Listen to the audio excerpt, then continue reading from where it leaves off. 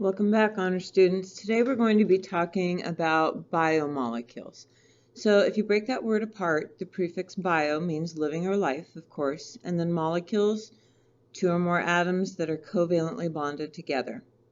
Biomolecules are all carbon-based molecules and they're all very large. Let's talk a little bit about some general background before we get into the four main types of biomolecules. First of all, other than water, these four biomolecules make up the vast majority of living organisms. We refer to these as macromolecules. The prefix macro means large, so these are very, very large molecules. Two vocabulary terms that you really need to be familiar with are monomer and polymer. Mono means one or single, so a monomer is a single subunit of a macromolecule. When you place multiple monomers together and bond them covalently, this creates a polymer, the prefix poly meaning many. So a polymer is a very large molecule consisting of small subunits we call monomers, which are all covalently bonded together. These monomers are connected together through a process called dehydration synthesis. Sometimes this is also referred to as condensation synthesis. Essentially what happens is each monomer has a hydrogen on one end and a hydroxyl or OH group on the other end. So as two of these monomers line up, the hydrogen end of one monomer will bond to the OH group of the next monomer. If you think about what that makes, if you put HOH together, you get H2O. So a covalent bond forms between the two monomers and water is released. Because water is formed in this process, that is why sometimes this is referred to as condensation synthesis as well as dehydration synthesis. So here's a little diagram showing what I was talking about. The purple circles are just representing the monomers, the subunits of a polymer. So this is very general. If you look at the unlinked monomer on the right, you can see that there's the hydrogen group on the right and then the hydroxyl OH group on the left. So as that unlinked monomer approaches the growing short polymer chain, you can see the hydrogen on the end of the short polymer will link to the OH group of the unlinked monomer. So at this point, a covalent bond forms, shown down below, and water is released. It's probably a good idea to watch the little YouTube video. It's also posted separately as a link on the website. This gives a good animation of what dehydration synthesis is all about. So now let's begin talking about the four main types of biomolecules. These are carbohydrates, lipids, proteins, and nucleic acids. Carbohydrates, as the name implies, these contain carbon and hydrogen.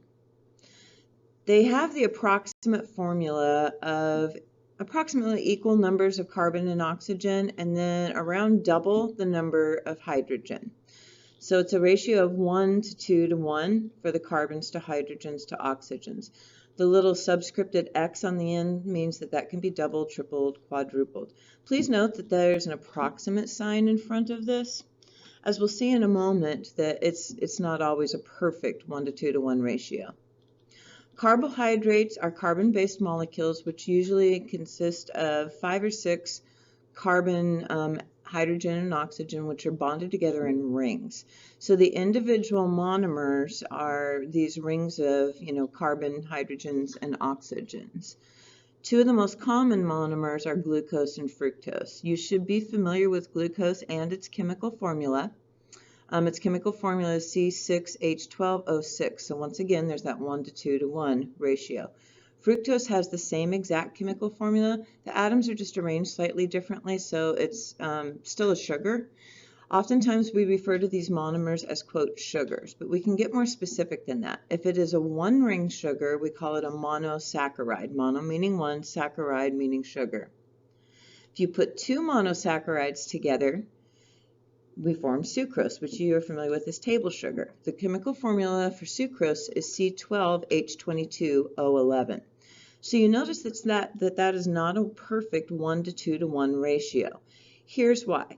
Because we have two subunits which have covalently bonded together through the process of dehydration synthesis, a double ratio would be 12 to 24 to 12.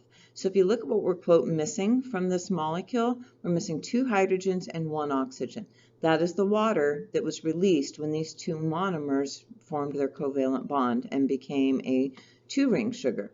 We refer to these as disaccharides, di meaning 2. As you continue to add more monomers into the growing chain, at this point we end up with larger molecules we refer to as polysaccharides, poly meaning many, so that's literally a mini sugar molecule. Starches created by plants like corn and potatoes and wheat, etc. These are all examples of starches. You do not need to know the chemical formula for those since they vary and they're quite large. Why do we care about carbohydrates? Well, this is huge. First of all, carbohydrates are your #1 energy source. In animals, this is a short-term energy storage mechanism. After a few hours, what your body doesn't use, if you have excess carbohydrates as an energy source, your body will convert them over to fats and store them that way for later use. 2 examples of carbohydrates in the real world: cellulose. Cellulose is a large polysaccharide. This is what makes up the cell walls of plant cells. Only plant cells have cell walls, of course. So wood, paper, celery, things like that, those are all cell walls, the crunchy part of the plant. Another good example is chitin. And chitin is what makes up the exoskeletons of insects. Insects don't have bones like we do, so they wear their skeleton on the outside, so we call it an exoskeleton. So the next time you step on a cockroach in the hallway and you feel it crunch under your foot, that's the chitin in its exoskeleton breaking down, and that is a carbohydrate. Next, let's talk briefly about lipids. These are fats and oils. The chemical formula consists of carbons, a lot of hydrogens, and very, very few oxygens.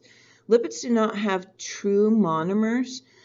Typically, they're long carbon chains that come off of a glycerol, quote, backbone. I have the glycerol backbone on the left in the diagram there, highlighted in green.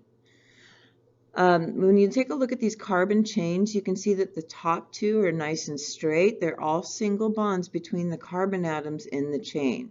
Just a reminder here that carbon always has to form 4 bonds. If you look at this diagram, you're not going to see a single carbon that doesn't have 4 bonds. That's what makes it stable. The top 2 chains are we refer to as being saturated. What this really means is that they're holding as many hydrogen atoms as they can, or in other words, they're all single bonds between the carbons. The bottom chain is unsaturated. You can see on the right, highlighted in green, there's a double bond between 2 of the carbon atoms. That means that that chain is kind of missing some hydrogens, so it is unsaturated. These can be double or triple bonds. It can be a single one or multiple ones.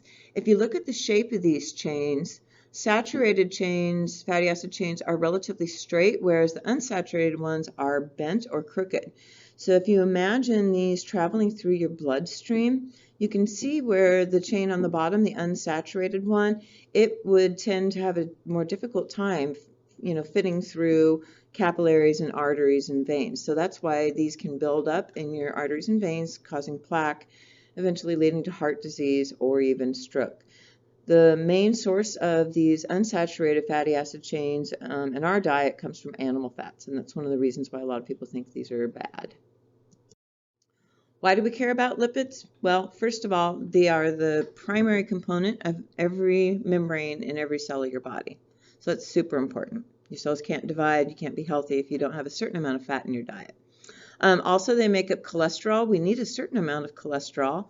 It makes up some components of steroids. Not all steroids are bad. You need some in your body just to be healthy. And some hormones contain a lipid component to it.